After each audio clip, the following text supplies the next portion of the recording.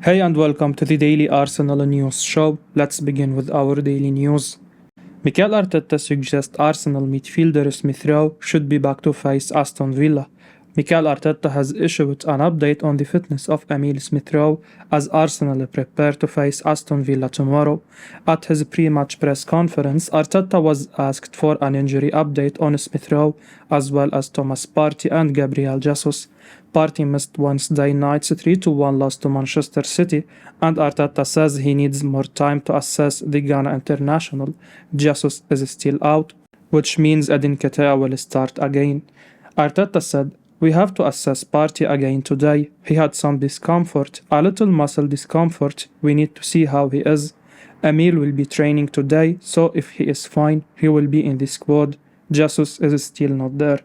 Smith Rowe has hardly been able to play a part in Arsenal's rise to the top of the Premier League, and he would be a great option to have, expected to debutise once again for the Brazilian at Villa Park as Arsenal look to get back to winning ways.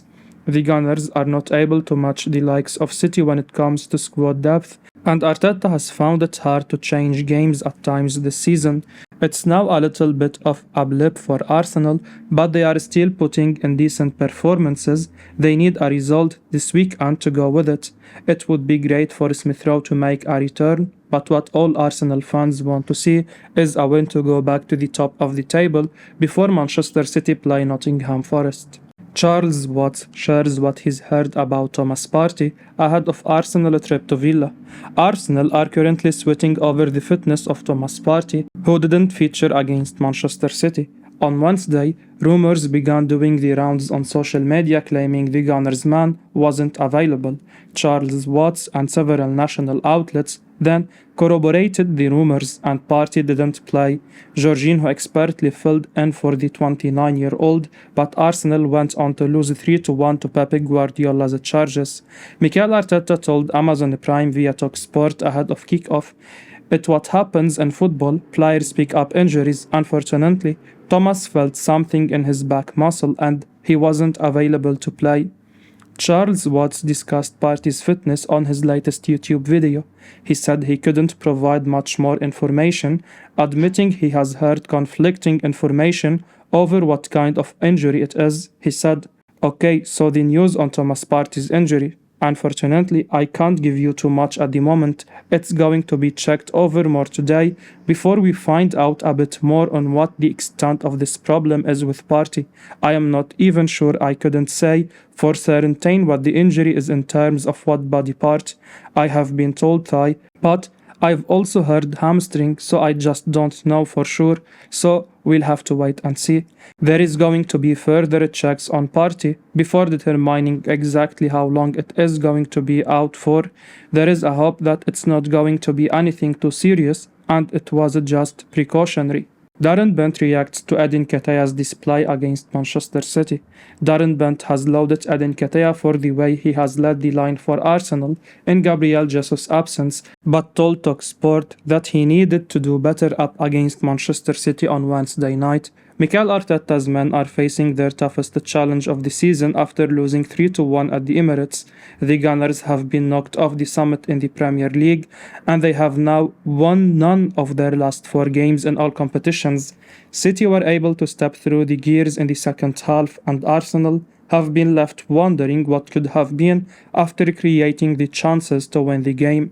No player had more attempts on goal than Nketiah, as shown by who scored. The 23-year-old did win the penalty, which allowed Arsenal to equalize. However, he also passed up some good chances. Those misses proved to be costly. Of course, the game saw Haaland go on and score his 26th league goal of the campaign, and Bent suggested that the difference between the two strikers proved to be crucial. He said, "It's fine margins when you look at games like that. Haaland doesn't really have a kick all game. He gets half a chance, he sticks it away.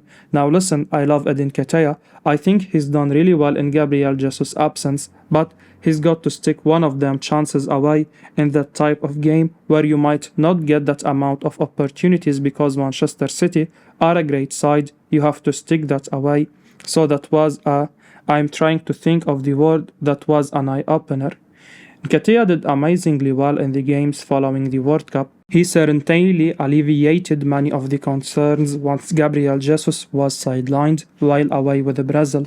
Unfortunately, Nketiah appears to have gone off the boil in front of goal of late. He has not scored in any of Arsenal's last 4 games.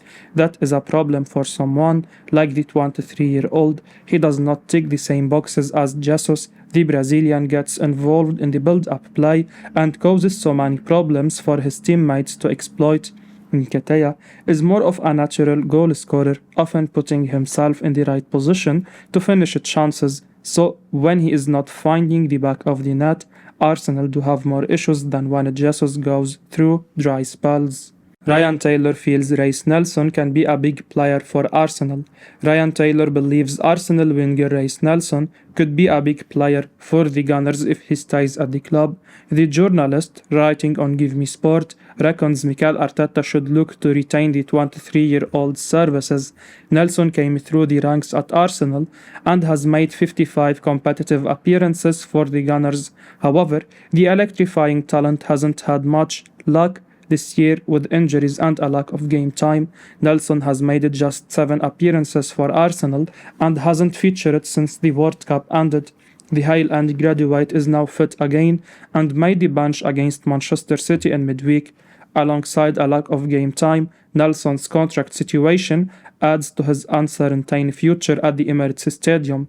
His £38,000 a week deal runs out at the end of the season, and it remains to be seen whether he will get a new deal. However, Taylor feels the attacking ace can still do a job for Arsenal. He said, "For Nelson, I feel like he's had a bad time with injury, but we saw against Nottingham Forest when he scored a brace that actually he could be a big player for Arsenal, and they do need that little bit of cover for Saka on the right. I know Trossard has come in, but I would keep Nelson unless there was a chance to maybe loan him to a Premier League club where he can play every week, like Brentford or Brighton. But again, I don't feel like there is a guarantee he would play."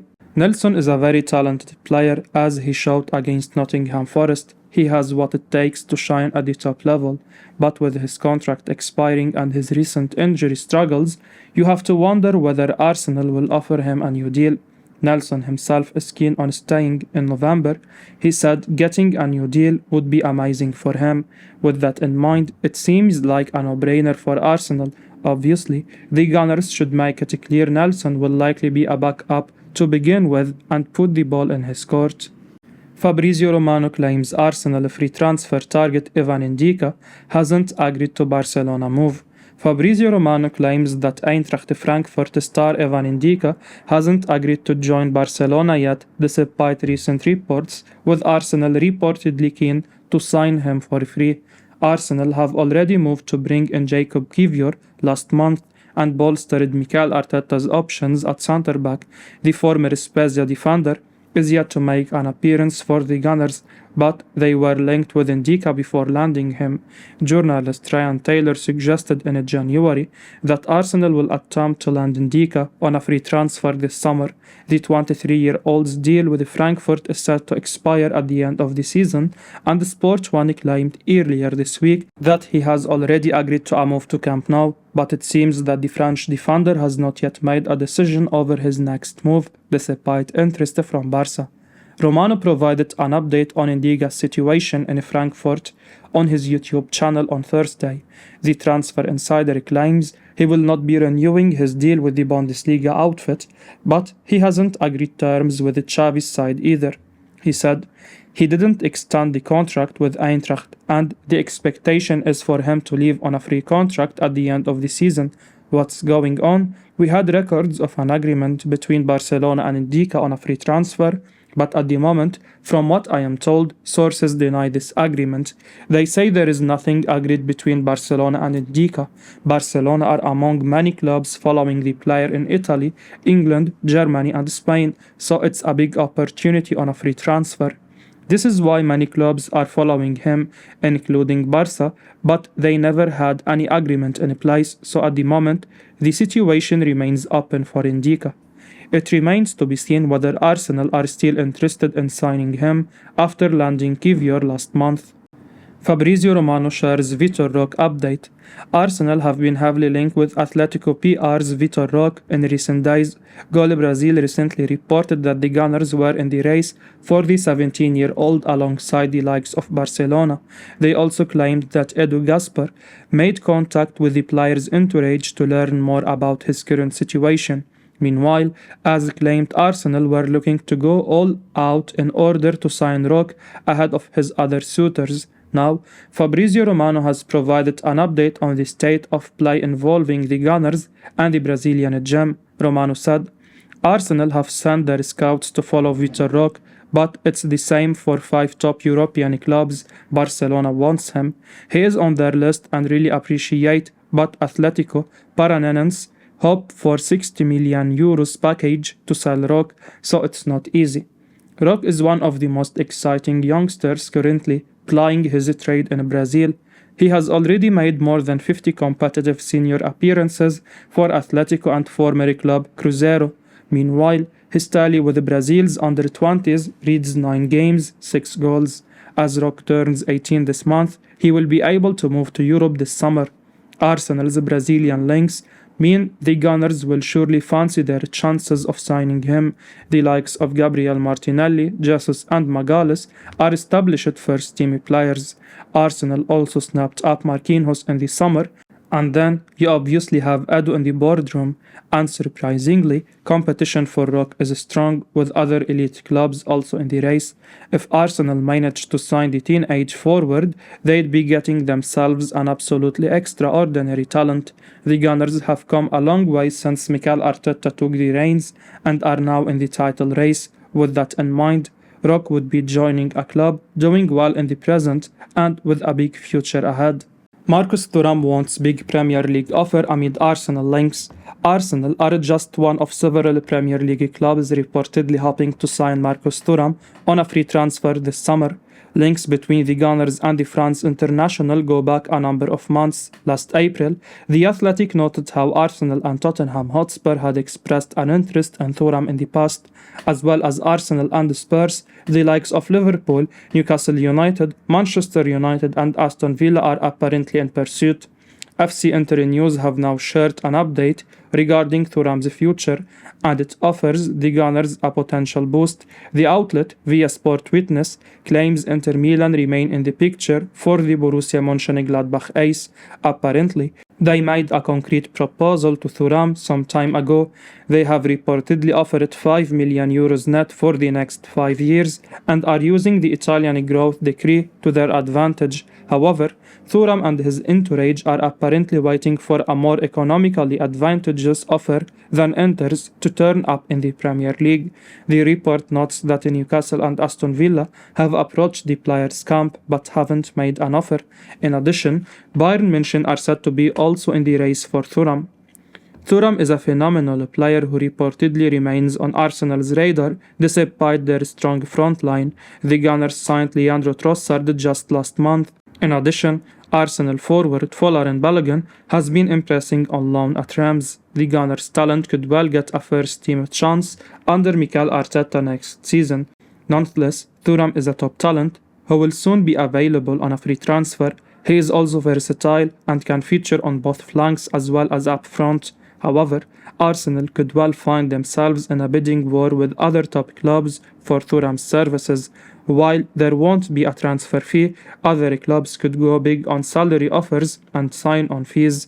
If that's the case, it remains to be seen how high Arsenal would go, considering their attacking ranks are strong.